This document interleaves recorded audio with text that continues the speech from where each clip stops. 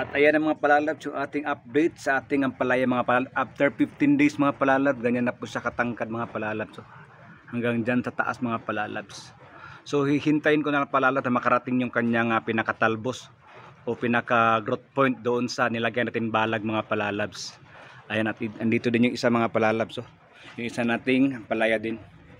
Yan, after 15 days mga palalabs, pagkatapos ko po siya i-transplant mga palalab, no? Ayan. Ayan na po siya mga palalabs. Ayan din. Medyo malapit-lapit na rin makarating sa balag na nilagay natin mga palalabs. At ito din mga palalabs, so yung update sa aking aking kangkong. Mga ilang araw na lang mga palalabs, i-harvest na natin yan. Kangkong natin mga palalabs. Yan. At meron na tayong malapit na natin transfer din tong aking aking kamatis at talong. Medyo wala na akong oras mga palalabs, sunod na lang. Ayan.